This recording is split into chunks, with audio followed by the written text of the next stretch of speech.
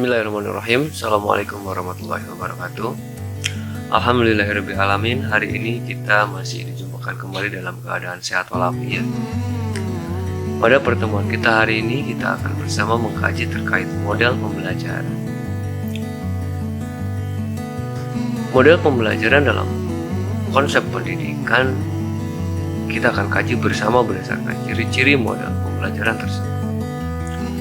Ciri-ciri model pembelajaran dalam konteks pendidikan tentunya. Pertama, mempunyai misi atau tujuan pendidikan tertentu.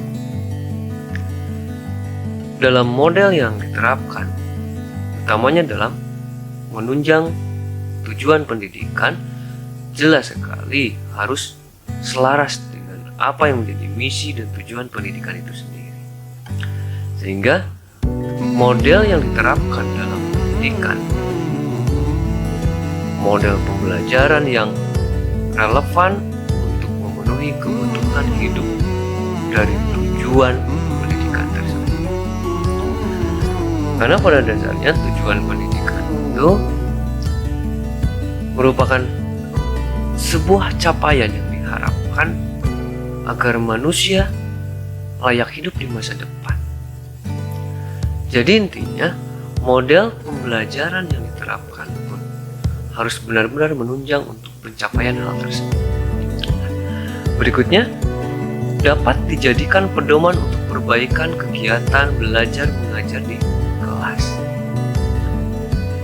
Dari model yang diterapkan tersebut dapat dinyatakan ataupun dijadikan sebagai pedoman untuk memperbaiki proses penyampaian informasi, proses kegiatan interaksi, proses kegiatan-kegiatan perubahan tingkah laku anak-anak.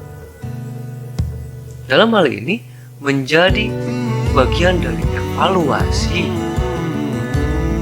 kerja dalam kegiatan belajar mengajar supaya kegiatan-kegiatan berikutnya jauh lebih baik daripada sebelumnya. Yang utamanya, model pembelajaran diterapkan harus sesuai dengan kebutuhan, sesuai dengan culture, sesuai dengan lingkungan alam sekitar di saat ini. Berikutnya, memiliki dampak sebagai akibat model pembelajaran. Dampaknya seperti apa? Ya tentunya terjadi perubahan perilaku anak-anak menuju ke arah yang lebih positif. Dari apa yang telah diterapkan dalam model, di dalamnya harus benar-benar terkandung stimulasi-stimulasi positif untuk perbaikan perubahan tingkah laku manusia. Dalam hal ini pendidikan yaitu anak didik. Dari ciri model pembelajaran tersebut, maka kita kaji pula pola-pola model pembelajaran. Yang pertama, pola pembelajaran tradisional 1. Itu dinyatakan dengan hal tersebut. Di dalamnya yang terdiri dari tujuan penetapan isi model guru dan siswa. Tujuan tentu dalam model pembelajaran harus ada tujuan yang tepat. Kemudian penetapan isi dari apa yang akan kita terapkan dalam pembelajaran yang tentunya harus benar-benar tercover dalam model pembelajaran yang akan kita terapkan. Berikutnya ada guru dan ada siswa. Hal inilah yang harus menjadi bagian dari pola pembelajaran tradisional 1 dalam pola model pembelajaran. Akan kita pahami kemudian ada masuk pada tahapan yang kedua, yaitu pola pembelajaran tradisional 2. Yang di dalamnya akan diturunkan tujuan jelas, kemudian penetapan isi, dan metode. Tradisional 1 tadi penetapan isi dan model. Kemudian tradisional 2 sekarang ada di penetapan isi dan metode. Yang kemudian ada guru dan media. Dan yang paling utama adalah siswa. Dalam pola pembelajaran tradisional ada perbedaan pada ranah penetapan isi yang tentunya lebih mengkerucut lagi pada bagian metodologi. Bagaimana metode mengajarnya? Turunan dari model yang diterapkan. Dari satu model berarti berbagai metode kita terapkan dalam kegiatan pembelajaran. Kemudian berikutnya ada guru dan media. Dalam hal ini, guru dan media pun harus benar-benar sinkron dan benar-benar guru bisa memaknai dari apa yang akan disampaikan kepada siswa ataupun peserta didik. Jangan sampai media yang ingin kita terapkan, tapi guru tidak memahami sedikit pun terkait media tersebut. Bukan dalam konteksnya, tapi dari segi penggunaannya pun bahkan guru tidak memahami misalnya. Nah, itu tidak diperkenankan untuk diterapkan. Nah, jadi pada dasarnya pola pembelajaran tradisional 2 ini merupakan turunan yang menjadi konsep pembelajaran lebih spesifik. Berikutnya ada pola pembelajaran guru dan media. Tadi jelas ada guru dan media. Dan lebih spesifik lagi, di dalamnya tuh tujuan harus jelas. Tujuan dari apa? Tujuan dari pembelajaran seperti apa melalui media yang akan diterapkan oleh guru. Penetapan isi dan metodenya pun.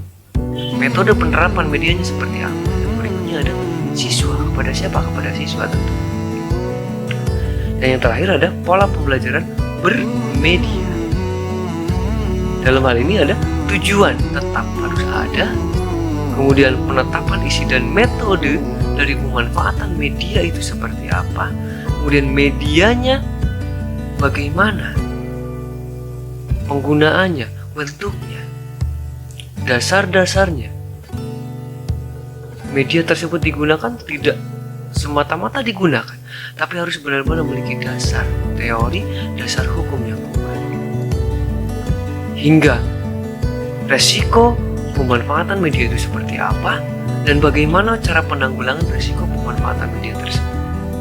Jika terjadi apa-apa pada diri siswa, pada diri guru, pada suasana kelas dan lain sebagainya, harus benar-benar sudah tercover dari mulai perencanaan. Dan berikutnya ada medianya dan ada siswanya. Hal ini adalah pola penerapan model dalam pembelajaran. Ya sepertinya memang simpel, tapi ternyata ketika kita benar-benar serius menerapkan model pembelajaran mencapai tujuan pendidikan, dalam hal ini untuk mencapai setiap tujuan hidup individu di dalam kelas, ya tentunya anak-anak yang dinyatakan sebagai individual differences, maka lumayan juga energi yang harus kita siapkan dari seorang guru. Jadi intinya, dalam penerapan model pembelajaran harus benar-benar dimatangkan terlebih dahulu. Bukan hanya sekedar berpikir tentang tren model apa yang sedang diterapkan di masa saat ini. Tapi model yang harus kita terapkan yang tepat di saat ini adalah disesuaikan dengan kebutuhan, pemenuhan, pencapaian, perkembangan anak-anak. Berikutnya ada model pembelajaran berdasarkan teori belajar. Nah, ini perlu kita pahami bersama-sama. Yang pertama ada model interaksi sosial. Dasar dari teori model interaksi sosial ini berarti mengkaji dari teori interaksionis, bahwa setiap manusia wajib berinteraksi dan membutuhkan interaksi tentunya. Model ini diterapkan benar-benar untuk memberikan stimulasi, memberikan fasilitas belajar agar anak-anak mampu berinteraksi sosial secara baik. Berikutnya ada model pemrosesan informasi. Dari tadi ada interaksi sosial, jelas ada informasi di dalamnya. Dalam model pemrosesan informasi berarti di dalamnya terdapat stimulasi terkait bagaimana agar anak-anak mampu memproses setiap informasi agar lebih bermakna dalam hidupnya maupun untuk masa depan kehidupan umat manusia di muka bumi. Berikutnya ada model personal ataupun personal model. Kita pahami bersama dan kita maknai bersama dan kita yakini bersama bahwa setiap manusia dinyatakan sebagai individual differences, memiliki keberbedaan individu, keberbedaan kebutuhan, keberbedaan tujuan hidup, keberbedaan makna diri, keberbedaan kemampuan jiwa dan kemampuan fisik. Itulah model personal yang harus kita terapkan dalam kegiatan pembelajaran. Karena pada dasarnya model ini harus benar-benar didasari oleh apa yang dibutuhkan oleh individu-individu yang belajar di dalam penerapan model pembelajaran tersebut. Dan yang terakhir ada model modifikasi tingkah laku atau model behavioral. Model behavioral berarti kita maknai bersama dan kita yakini bahwa setiap individu terjadi perubahan perilaku yang diakibatkan oleh pengaruh-pengaruh lingkungan dari luar dirinya. Apapun yang terjadi di luar diri individu, sedikit, banyak, ataupun seperti apapun itu, akan memberikan pengaruh pada minimal pola pikir. Berikutnya pada tingkah laku. Bagaimana cara memecahkan masalah diri. Itu pun akan tergantung pada apa yang telah dimaknai oleh indera. Dan indera akan model pembelajaran ini dapat kita simpulkan bersama. Sebetulnya tidak bisa kita nyatakan mana yang lebih baik dan mana yang tidak baik. Tapi kita simpulkan bersama bahwa model yang baik adalah model yang tepat sasaran dan tepat guna, dapat menunjang untuk mencapai tujuan pendidikan. Mudah-mudahan dari apa yang telah kita kaji bersama di hari ini dapat kita maknai, dapat kita kristalkan tentunya untuk pemahaman kita sebagai guru, sebagai pendidik, sebagai penanggung jawab kebahagiaan manusia di masa depan. Mudah-mudahan teman-teman tetap bisa menjadikan apa-apa yang telah dikaji hari ini sebagai dasar-dasar pertimbangan untuk bagaimana melayakkan diri menjadi seorang guru yang baik dan dapat dipercaya oleh masyarakat. Teman-teman tetap jaga kondisi, tetap jaga kesehatan. Salam untuk orang-orang terdekat di hati teman-teman semuanya. Sebelum saya pamit undur diri, mari kita teriakan bersama, aku bahagia hari ini. Assalamualaikum warahmatullahi wabarakatuh.